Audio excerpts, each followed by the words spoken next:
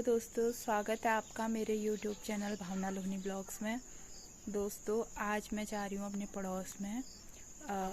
यहाँ पे सातु आठों का बहुत महत्व होता है, आपने सुना ही होगा। तो आज हम शिव पार्वती बनाने जा रहे हैं और कल उसको विसर्जित किया जाएगा।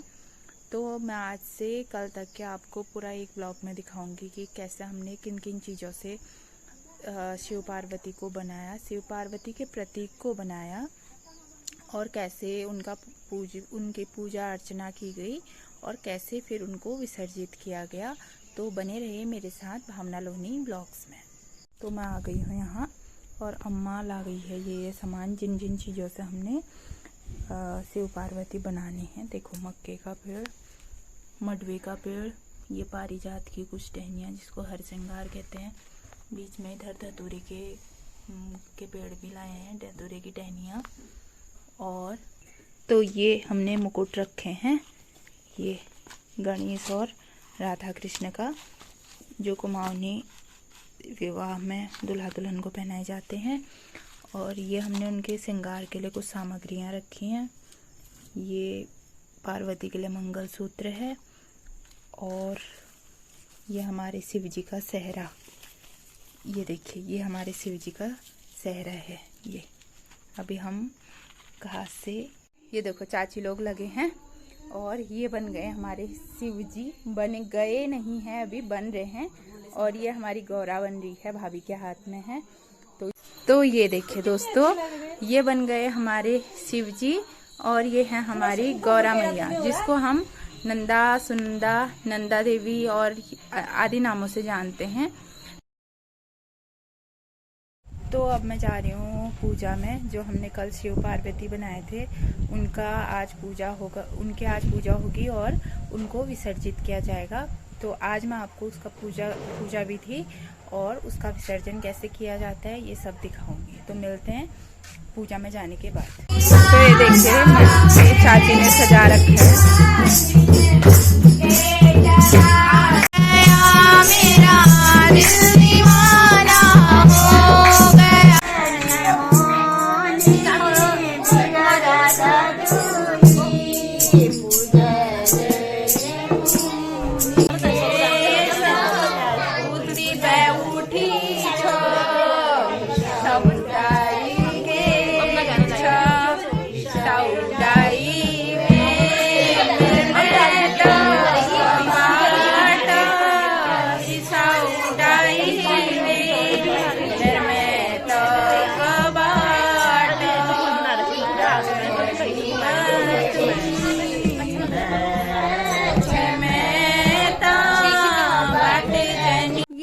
हमारा छोटा सा कान्हा, मेरा हिमांश। ये देखो, ये रेडी हो गया है। हिमांश, हेलो।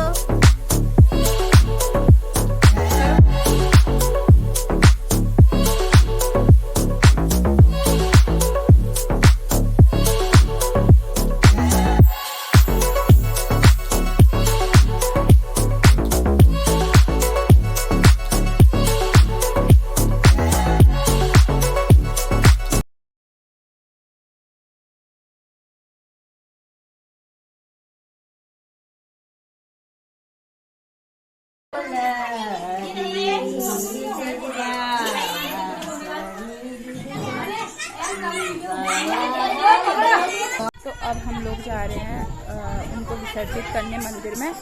तो मैं दिखाती हूँ उसके कुछ झलक आपको। देखो, ये ला रहे हैं, अब हम लोग ले जा रहे हैं ये। तो हम पहुँच गए हैं मंदिर। ये है चाची और ये हमारी छोटी सी राधा और ये कृष्ण तो गायब रहता है। तो यहाँ हम पहुँच गए हैं। अब हम लोग यहाँ इसको विसर्जित करेंगे और उसके बाद सीधे अपने घरों को जाएंगे। अभी हम एक भजन गाएंगे, उसके बाद हम इसको विसर्जित करेंगे।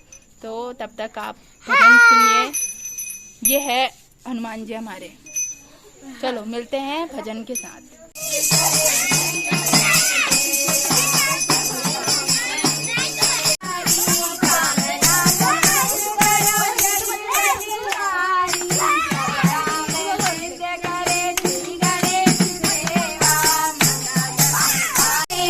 मैया करा दे मेरो ब्याह, उमर से अपना बना लेते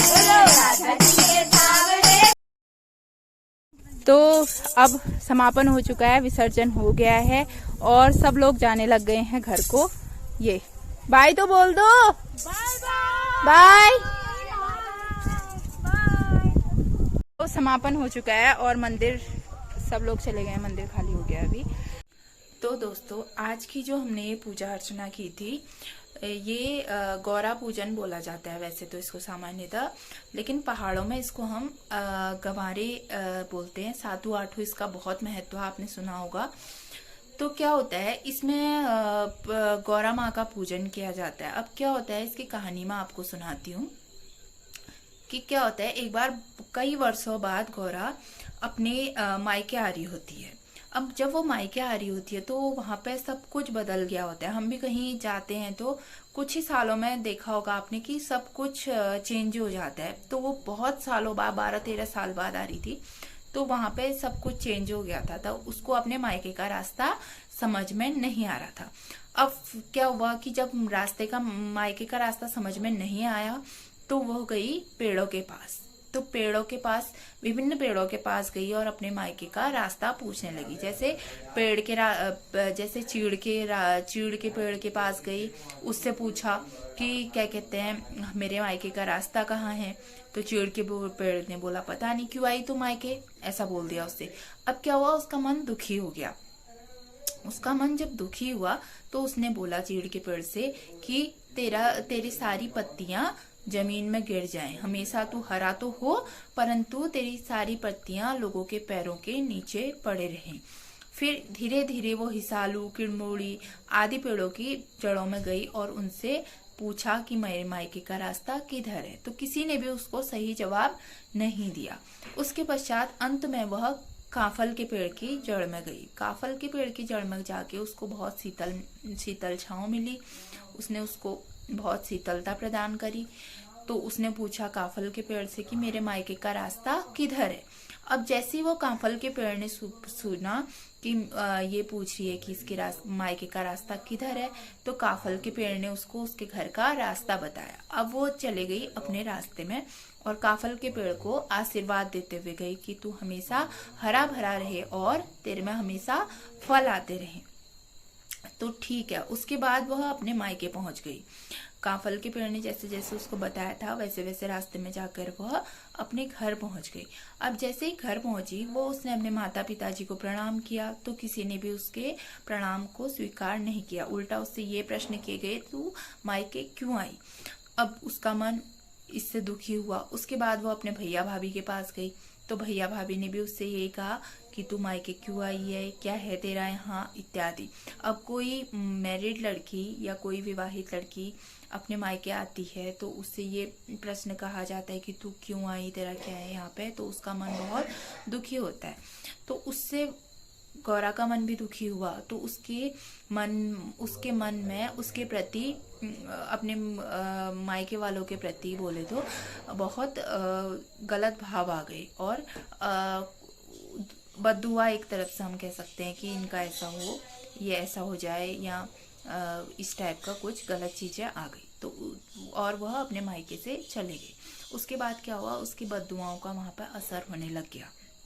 अब जब उसकी बद्दुआओं का असर हुआ, वहां पर सुख शांति सब भंग हो गई उसके मायके में। तो किसी ने उसके मायके वालों को बताया कि तुमने अपनी बेटी को यहाँ से नाराज करके भेजा है, तो उसका ही एक उसकी बद्दुआ आपको लगी है।